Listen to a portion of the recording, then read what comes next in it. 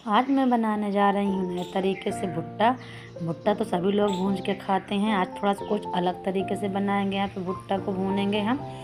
Hello everyone, आपका स्वागत है मीना मोरे ब्लॉग में। राधे राधे। आप सब कैसे हैं? आशा करते हैं कि आप सब लोग ठीक ही होंगे। चलिए स्टार्ट करते हैं अपनी रेसिपी। यहाँ पर हम 3 भुट्टा ले लिए हैं। इस टाइम मार्केट में भुट्टा बहुत ही आते हैं, तो यहाँ पर हम मीठे वाले भुट्टा लिए हैं। यहाँ पर देख सकते हैं, ये भी इस टाइम बहुत ही मीठा आ रहा है भुट्टा।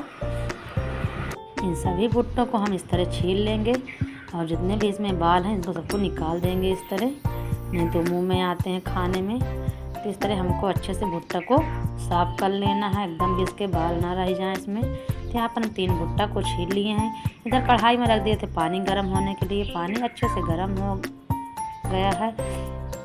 इसमें डाल देंगे 1 चम्मच नमक, साथ ही डाल देंगे जो यहाँ पे भुट्टा छील करके रखे थे, तीनों भुट्टा को यहाँ पे डाल देंगे और लीड लगा के रख देंगे। ये अच्छे से 6 से 7 मिनट में अच्छे से भुट्टा हमारा उबल जाएगा। तो यहाँ पर आप देख सकते हैं 6 से 7 मिनट हो चुका। हमारे जो भुट्टा हैं बहुत ही अच्छे से उबल गए हैं, पक गए हैं, क्योंकि एकदम सॉफ्ट दाने हैं, टाइट दाने बिल्कुल भी नहीं हैं, तो जल्दी से ही पक जाता है।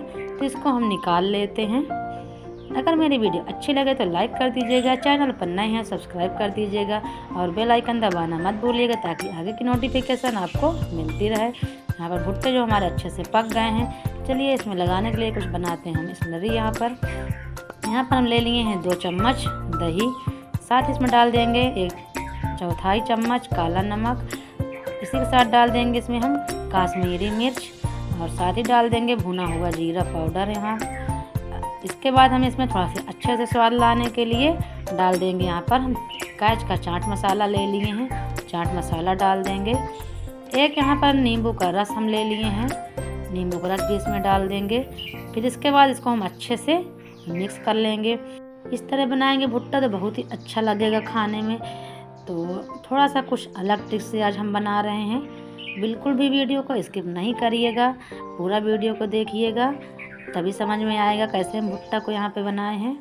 तब इसके साथ जो हमारे भुट्टा यहाँ पे उबाल करके रखे थे, इसी में हम लगा लेते हैं चारों तरफ से। अच्छे से इसकी हम कोटिंग कर देंगे।